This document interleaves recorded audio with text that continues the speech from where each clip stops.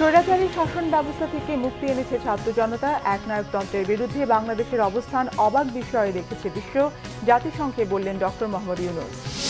সব মামলা প্রত্যাহার করে তারেক রহমানের দেশে ফেরার ব্যবস্থা করার দাবি মির্জা ফখরুলের। দুর্গাপূজাকে কেন্দ্র করে অস্থিতিশীলতা তৈরির আশঙ্কা। দেখছিলেন ক্রাউন সিমেন্ট সংবাদ শিরোনাম, এবারে বিস্তারিত। অন্তর্বর্তীকালীন সরকারের প্রধান উপদেষ্টা ডক্টর মোহাম্মদ ইউনূস বলেছেন, বাংলাদেশের ছাত্র জনতা দেশকে স্বৈরাচারী শাসন ব্যবস্থা থেকে মুক্তি এনে দিয়েছে। একনায়কতন্ত্রের বিরুদ্ধে বাংলাদেশের মানুষের অবস্থান বিশ্ব অবাক বিষয়ে দেখেছে। প্রথমবারের মতো জাতিসংঘের সাধারণ পরিষদে দেয়া ভাষণে দেশের মানুষের গণতান্ত্রিক আকাঙ্ক্ষাকে বাস্তবে রূপ দিতে বিশ্ব সম্প্রদায়ের সমর্থন চান ডক্টর ইউনূস। শুক্রবার নিউ ইয়র্ক স্থানীয় সময় সকালে জাতিসংঘের সাধারণ পরিষদের ৭৯তম অধিবেশনে ভাষণ দেন বাংলাদেশের অন্তর্বর্তীকালীন সরকারের প্রধান উপদেষ্টা ডক্টর মোহাম্মদ ইউনূস। ভাষণের প্রথমেই একনায়কতন্ত্র, নিপীড়ন, বৈষম্য, অবিচার ও দুর্নীতির বিরুদ্ধে জুলাইয়ের ছাত্র যুব সমাজের অভ্যুত্থানের কথা উঠে আসে। দারিদ্র্যমুক্ত, বেকারত্ব শূন্য ও শূন্য কার্বন নিঃসরণ অর্জন বিশ্বের সকল উন্নত উন্নয়নশীল সকল দেশসমূহ সহ সকল অংশীদারদের একসাথে কাজ করার আহ্বান জানান প্রধান উপদেষ্টা। নিজ দেশে মর্যাদাপূর্ণ পুনর্বাসনের পাশাপাশি রোহিঙ্গাদের সঙ্গে সংঘটিত ব্যাপক ভিত্তিক মানবাধিকার লঙ্ঘনের আন্তর্জাতিক অপরাধ আদালতে বিচারের মাধ্যমে ন্যায় বিচার নিশ্চিত করার আহ্বান ডক্টর ইউনূসের।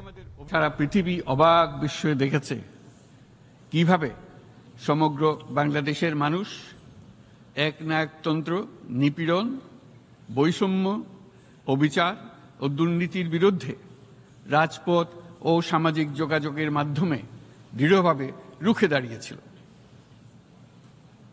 আমাদের ছাত্র জনতা তাদের অদম্য সংকল্প ও প্রত্যয়ের মাধ্যমে একটি স্বৈরাচারী ও অগণতান্ত্রিক শাসন ব্যবস্থা থেকে আমাদের মুক্তি এনে দিয়েছে। বাংলাদেশের এই অভ্যুত্থান আগামী দিনগুলোতে বিশ্বের বিভিন্ন প্রান্তে মানুষকে মুক্তি ও ন্যায় বিচারের পক্ষে দাঁড়াতে প্রেরণা যোগাবে।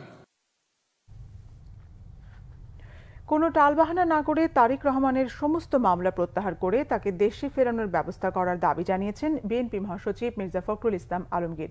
শুক্রবার গাজীপুরের কাপাসিয়া সরকারি পাইলট উচ্চ বিদ্যালয় মাঠে বিএনপি স্থায়ী কমিটির সাবেক সদস্য আসম হান্নান শাহর মৃত্যুবার্ষিকী উপলক্ষে আয়োজিত স্মরণ সভায় প্রধান অতিথির বক্তব্যে তিনি এই দাবি জানান। মির্জা ফখরুল বলেন, অবাধ নিরপেক্ষ নির্বাচন নিয়ে দেশে নির্বাচিত সরকার গঠনের ব্যবস্থা করতে হবে, সেই সরকার দেশ চালাবে। এজন্য যত দ্রুত সম্ভব দেশে প্রশাসনকে সংস্কার করে নির্বাচনের উপযোগী করার তাগিদ দেন তিনি। বিএনপি মহাসচিব অভিযোগ করেন, এখনও আওয়ামী লীগ বিভিন্ন ষড়যন্ত্র করছে। দুর্গাপূজাকে কেন্দ্র করে তারা দেশে অস্থিতিশীল পরিবেশ তৈরি করতে পারে বলেও আশঙ্কা প্রকাশ করেন তিনি। সনাতন ধর্মাবলম্বীদের অভয় দিয়ে বিএনপি মহাসচিব বলেন, দেশের মানুষ তাদের পাশে আছে। আমরা অবশ্যই দেব। যৌক্তিক সময় মানে এই না যে তারা অনেক বেশি সময় নিয়ে আমাদেরকে পূর্বের অভিজ্ঞতার মতো অন্য কিছুর মধ্যে চলিয়ে দেবেন, সেটা পারা যাবে না। যত দ্রুত নির্বাচন করা যাবে ততই দেশের জন্য মঙ্গল হবে। কোন রকম টালবাহানা আমরা সহ্য করব না। আমি পরিষ্কার করে আজকে এই সভা থেকে বলতে চাই যে সমস্ত মামলা প্রত্যাহার করে অবিলম্বে জনাব তারেক রহমানকে দেশে ফিরিয়ে আনার ব্যবস্থা করা হোক। একই সঙ্গে যত মামলা আছে এই সরকার, আওয়ামী লীগ সরকার আমলে করা হয়েছে, আমাদের ছাত্র দল, যুব দল, স্বেচ্ছাসেবক দল সহ মূল দল সহ সমস্ত মামলাকে অবিলম্বে প্রত্যাহার করতে হবে। আবেগের বশে অন্তর্বর্তী সরকার যেন জাতির প্রত্যাশার বাইরে কাজ না করে বলেছেন জামাতে ইসলামের আমির ডাক্তার শফিকুর রহমান। সকালে চুয়াডাঙ্গায় এক সমাবেশে তিনি কথা বলেন। জামাতের আমির বলেন, ২৪ বিপ্লবের চেতনাকে সম্মান করতে হবে, তবে আবেগবশত দু একটি কাজ করা হয়ে যাচ্ছে, এটা হওয়া উচিত নয়। নির্বাচনের যৌক্তিক সময় প্রসঙ্গে ডাক্তার শফিকুর রহমান বলেন, যৌক্তিক সময়ে জামাতেই হাড়ি হাঁটে ভেঙে দেবে। ভারতের ব্যাপারে আলাদা কিছু বলার নেই উল্লেখ করেন তিনি। বলেন, বিশ্বসভার সমস্ত সদস্য মিলেমিশে সমতা ও মর্যাদার ভিত্তিতে পারস্পরিক সম্পর্ক এগিয়ে নেবে এমন আশা তাদের। বিপ্লবের চেতনাকে তারা যেন সম্মান করেন, আমরা তাদের কাছে সেইটুকুই আশা করি। তবে আবেগবশত মাঝে মধ্যে দুই একটা জিনিস হয়ে যাচ্ছে, এটা হওয়া উচিত নয়। কি হয়ে যাচ্ছে আপনারা এটা বুঝেন, আমি সবকিছু ভেঙে বলতে চাচ্ছি না। যে যৌক্তিক সময় পর্যন্ত আপনারা সেটা তো আগে থেকেই বলতেছি। মানে যৌক্তিক সময়টা আসলে কতটুকু?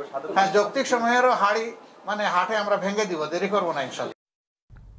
এই ছিল এখনকার মতো। পরের সংবাদ বেলা 11টায়। এছাড়া বাংলাভিশন সংবাদ ও সংবাদ সংশ্লিষ্ট অনুষ্ঠান দেখতে ভিজিট করুন www.bvnews24.com ও facebook.com/banglavisionnews এবং সাবস্ক্রাইব করুন youtube.com/banglavisionnews।